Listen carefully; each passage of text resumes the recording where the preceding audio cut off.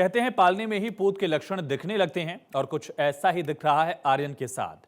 महज 15 साल की उम्र में आर्यन एक एंटरप्रेन्योर बन चुके हैं और अपने प्रोजेक्ट्स के जरिए युवाओं को मदद कर रहे हैं।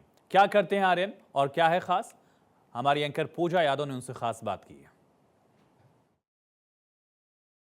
नमस्कार, आप देख रहे हैं भारत 24 और आपके साथ मैं हूं पूजा यादव। आज मेरा देश वाकई बदल रहा है क्योंकि आज हमारी जो आने वाली युवा पीढ़ी है उसमें इतना भर भर कर ये मान लीजिए कि हुनर है कि उनके हुनर की दात देते आज बनती है। और ऐसे ही एक हुनरमंद शख्सियत हमारे साथ में जिनकी उम्र भले ही कम हो लेकिन वो एंटरप्रेन्योर हैं। हमारे साथ में आज है आर्यन असवानी। बहुत बहुत स्वागत है आर्यन आपका। इतनी सी उम्र में आप एक एंटरप्रेन्योर हैं, मतलब मुझे अच्छा लग रहा है कि मैं अपनी यंग जनरेशन के साथ में कॉन्वर्सेशन कर रही हूँ अपने देश के फ्यूचर पर। तो ये आर्यन जो आपका सफ़र शुरू हुआ एंटरप्रेन्योरशिप में, ये कैसे स्टार्ट हुआ? लाइक आप एक बच्चे हैं, स्कूल जाते हैं और आप पहुँच गए सीधे एंटरप्रेन्योरशिप में, ये कैसे संभव हुआ? लाइक कैसे? तो जब से मैं 8 साल का था मैं मेरे फादर के ऑफिस पे जाता था। उनका रियल एस्टेट का बिजनेस है। तो मैं उधर स्टार्टिंग में तो जाके किसी को परेशान करना, कोई भी चीज़ों के साथ खेलना, वो सब करता था। पर उसके बाद मैंने पूछा क्यों। हर एक चीज़ को मैंने पॉइंट आउट किया, उसको जाना ये क्यों होता है, ऐसे क्यों होता है और इसमें क्या प्रॉब्लम्स है, इसको कैसे सॉल्व कर सकते हैं। जिसमें से मेरे को पब्लिक नोटिसेस के बारे में पता चला और उसके बाद मेरे को पता चला कि पब्लिक नोटिसेस एक लीगल क्लैरिटी देते हैं आम इंसान को। जब कोई आम इंसान घर खरीदने जाता है तो वो अपनी पूरी लाइफ सेविंग्स उसमें डालते हैं। तो उनको एक लीगल क्लैरिटी आनी चाहिए कि मेरा घर मेरे को टाइम पे मिलेगा और कोई भी लीगल ट्रबल के बिना मिलेगा। इसके लिए पब्लिक नोटिसेस फर्स्ट स्टेप है। तो मैंने जब ये इसको देखा, मेरे को समझा कि ये बहुत करंट ट्रेडिशनल सिस्टम बहुत इनएफिशिएंट और एक्सपेंसिव है, जिसके वजह से मैंने एक प्रोजेक्ट बनाया जिसका नाम है प्रोजेक्ट आर्या। ये जो आर्या प्रोजेक्ट जिसका जिक्र आप कर रहे हैं, क्या है ये आर्या प्रोजेक्ट? बेसिकली क्या होता है इसमें? और दूसरा एक और मैं चीज़ जानना चाह रही हूँ, जिस लीगल नोटिस की आपने बात की, मतलब आपको वो कैसे क्लिक कर गया और फिर उसके साथ आपने आर्या प्रोजेक्ट पर फोकस किया और ये दोनों कैसे कनेक्टेड है एक दूसरे के साथ में? तो first of all public notices जैसे सब जानते हैं, हम उनको न्यूज़पेपर्स में देते हैं। और प्रोजेक्ट आर्या क्या कर रहा है, ये पब्लिक नोटिसेस जो न्यूज़पेपर्स में जा रहा है ये उसको ई नोटिसेस में ट्रांजिशन कर रहा है, जो एक नेशन वाइड गवर्नमेंट पोर्टल में जाएंगे, जिधर लोग पब्लिक नोटिसेस को इजीली पब्लिश कर पाएंगे, उनको इजीली रिव्यू कर पाएंगे और उन पे इजीली डिस्प्यूट रेस कर पाएंगे।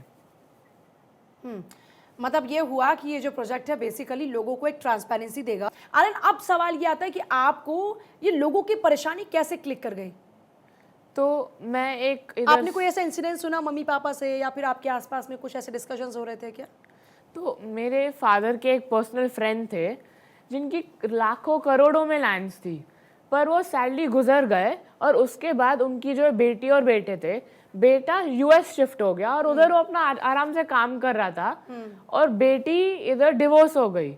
तो उनने क्या किया, अपने मम्मी को फोर्स करके उनने पब्लिक नोटिसेस भेज दिए और उनके फादर की सारी जायदाद उनके नाम पे हो गई। पर जो पब्लिक नोटिसेस में लैक ऑफ विजिबिलिटी और एक्सेसिबिलिटी है, उसके वजह से जो बेटा यूएस में था उसको कुछ पता ही नहीं चला और सैडली उसको पैरालिसिस हो गया। तो अभी वो काम भी नहीं कर सकता था। तो जब वो वापस आया इंडिया में, उसने देखा मेरे नाम पे तो कुछ है ही नहीं। और फिर उसकी जो बहन थी वो उसको खाने पीने की भी रिसोर्सेज नहीं दे पा रही थी। तो बेसिकली आप ये कह रहे हैं कि लोगों की ऐसी प्रॉब्लम्स को आपने देखा, तो ये इतनी कम उम्र में बच्चे खेलते हैं कूदते हैं, फिर आपको ये क्या सूझी कि मतलब आपको ये सारी बातें क्लिक करने लगी? मतलब ऐसा क्या हुआ, आपको ऐसे क्या इमोशंस रहे? मतलब कम उम्र में बच्चे खेलते हैं, उनको मतलब मैं अगर अपनी पर्सनली बताऊं तो ये भी नहीं सोचा था कि बहुत ज़्यादा कुछ करना है लाइफ में, बस ये सोचा कि हाँ डॉक्टर बनेंगे, किसी ने पूछा तो डॉक्टर बनेंगे। तो आपको डॉक्टर, इंजीनियर, ब्यूरोक्रेसी में जाने से ज़्यादा बड़ी बात ये लगी कि आप लोगों की हेल्प करें? मतलब ये थॉट कैसे आया? तो मेरे को पैसे कमाने में कोई इंटरेस्ट नहीं है, पर ये जो प्रॉब्लम्स हो रही है, लैंड्स लिटिगेशन में जाती है, उसमें आम आदमी का भी पैसा अटक रहा है, डेवलपर का भी पैसा अटक रहा है और ऐसी बहुत इंस्टेंसेस हो रही है कि जो ट्रेडिशनल मेथड है वो जियोग्राफिकली लिमिटेड है। मतलब जो जिधर वो पोस्ट होता है उसकी सर्कुलेशन बहुत कम है। इसके वजह से उसकी एक्सेसिबिलिटी और विजिबिलिटी कट आउट हो जाती है। तो अगर किधर किसी की लैंड बिक गई, किसी ने कुछ लैंड का परचेस का स्टेक डाल, किसी को कुछ पता ही नहीं चलता है। इसके लिए मेरे को रियलाइज हुआ कि किसी को तो इसके तरह काम करना पड़ेगा। तो ये सब स्टार्ट कैसे हुआ? मतलब जैसे आपने बताया कि अपने पापा के ऑफिस में आप जाते थे, फिर पापा के ऑफिस में आप गए तो वहाँ पर आप लोगों से मिल रहे हैं, उनकी प्रॉब्लम्स को सुन रहे हैं। मतलब यूजुअली अगर बच्चे इस तरह की बात करते हैं तो पेरेंट्स बोलते हैं बेटा पहले पढ़ाई कर लो, तो आपके साथ नहीं हुआ ऐसा? नहीं, फ्रैंकली मेरे पापा ने देखा कि मैं जो बात कर रहा हूँ उसमें कुछ सेंस बनाता है, जिसके वजह से वो मेरे बहुत बड़े इंस्पिरेशन है। तो उनने मेरे को सपोर्ट किया और उनने मेरे को कॉन्फिडेंस दिया कि जो तू बात कर रहा है उसमें कुछ तो फैक्ट है और इसके ऊपर किसी को तो काम करना पड़ेगा। और तब से ही मैं ये पूरे प्रोजेक्ट आर्या, पब्लिक नोटिस को ई नोटिस बनाने के ऊपर मैं पड़ गया। सोचिए जो हमारी अभी जनरेशन है, वो जो हमारी जनरेशन है बेसिकली लोगों की प्रॉब्लम को समझ रही है। मतलब अभी तक हम क्या लाइफ जी रहे थे कि मेरी प्रॉब्लम, मेरी फैमिली की प्रॉब्लम, लेकिन सिर्फ मेरी और मेरी फैमिली की प्रॉब्लम्स नहीं है, बल्कि लोगों की प्रॉब्लम हमारी आने वाली जनरेशन को समझेगी। तो ये एक बहुत ही पॉजिटिव बात है जिसको लेकर मुझे बड़ी खुशी हो रही है कि हमारी आने वाली जनरेशन दूसरे लोगों के बारे में सोच रही है अपने साथ साथ। मतलब सिर्फ अपनी तरक्की नहीं, सबकी तरक्की इंपॉर्टेंट है।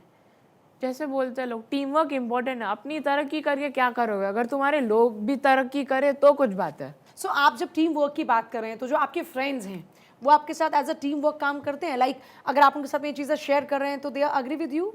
Yes. They want to be with you और not? Yes, because this is a problem that कोई उसको देख रहा नहीं था, पर जब किसी ने उसको समझा तो उनको समझा हाँ इसमें कुछ बात है और इसको समझ के हमको एक सोल्यूशन क्रिएट करना चाहिए। और आपकी जो फीमेल फ्रेंड्स हैं, सो बेसिकली हो सकता है कि आपके जो दोस्त होंगे वो लड़के होंगे, लेकिन जो लड़कियां दोस्त हैं आपकी, क्या वो भी इसमें उतना ही दिलचस्पी रखती हैं? मतलब इंटरेस्ट है उनका भी ये? क्योंकि एक बड़ी सॉलिड प्रॉब्लम है और आज हम इक्वालिटी की बात कर रहे हैं, तो मुझे नहीं लगता कि लड़का और लड़की जो आपके दोस्त होंगे उनमें कोई थॉट प्रोसेस में फ़र्क होगा। नहीं, उनके थॉट प्रोसेस में कुछ फ़र्क ही नहीं है, क्योंकि सब एक ही रहे, तो उसमें कुछ डिफरेंस नहीं है। थॉट्स सबके सेम है, तो उसमें जेंडर की बात ही नहीं आती है। अच्छा, सोशल मीडिया की जब आप बात कर रहे हो, जब आपने ये कहा कि डिजिटलाइजेशन की जब आप बात करें, तो डेफिनेटली इसमें सोशल मीडिया भी उतना इक्वली इंपॉर्टेंट है। आप खुद कितना यूज़ करते हो सोशल मीडिया, और सोशल मीडिया को एंटरटेनमेंट के लिए यूज़ करते हो या फिर इन्फॉर्मेशन के लिए? दोनों के लिए। सोशल मीडिया आजकल बहुत बड़ा हो गया है, उसमें तुम इंफॉर्मेशन के लिए यूज़ कर सकते हो, एंटरटेनमेंट के लिए यूज़ कर सकते हो और अपने दोस्तों के साथ कनेक्ट करने के लिए भी यूज़ कर सकते हो। और इसके लिए ये प्रोजेक्ट आर्या में भी एक बहुत बड़ा पार्ट है, क्योंकि सोशल मीडिया पे आजकल कितनी न्यूज़ शेयरिंग होती है।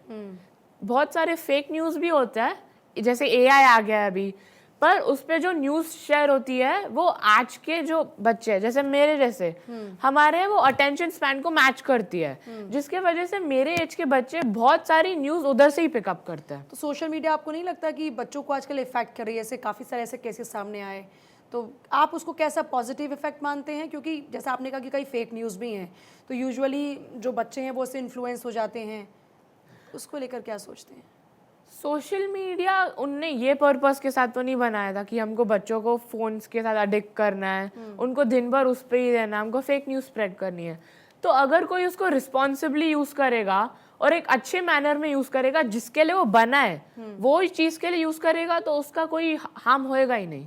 आप जो आपकी जो एज के लोग हैं उनसे बात करते हैं तो वो लोग क्या प्रेफर करते हैं? वो सभी लोग एंटरप्रेन्योर बनना चाहते हैं, ब्यूरोक्रेसी में जाना चाहते हैं, जॉब करना चाहते हैं, या किस तरह का थॉट प्रोसेस है जो आपके साथ की जनरेशन है?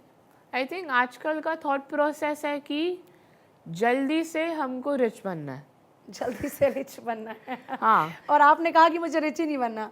नहीं, मेरे को नहीं बनना है, क्योंकि मेरे को कुछ करना है, मेरे को एक चेंज लाना है। अगर तुम चेंज लाते हो तो उससे बहुत मजा आता है, क्योंकि तुम उसको देखते हो कुछ नया होते हुए, कुछ नया क्रिएट होते हुए। अभी तक जितने भी बदलाव आए हैं उसमें बहुत वक्त लगा है, तो आप भी जब बदलाव की बात करें तो इट विल टेक टाइम, और ये भी नहीं पता कि कितना टाइम लगेगा, क्योंकि किसी भी चेंज आने में बहुत वक्त लग जाता है। तो उतना पेशेंस है आपके अंदर?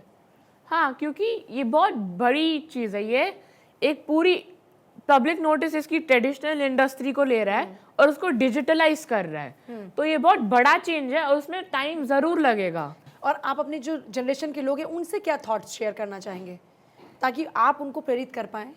कि सिर्फ अपने बारे में सोच के कुछ नहीं होएगा। अगर तुम ये देश के लोगों के बारे में सोचोगे, और चीजें करना चाहोगे तो वो एक्चुअली होएगी और एक चेंज आएगा, एक बदलाव आएगा जिससे पूरे इंडिया को बेनिफिट होएगा। बहुत शुक्रिया आर्यन स्टूडियो में आने के लिए। तो देखिए, जाहिर तौर पर ये तो माना जाता है कि अगर हम चेंज की बात कर रहे हैं तो बदलाव कभी भी आप अकेले नहीं ला सकते हैं। बदलाव के लिए आपको एक टीम की जरूरत होती है और जब एक सोच होती है तो लोग अपने आप जुड़ते जाते हैं, काफिला बढ़ता जाता है। नमस्कार।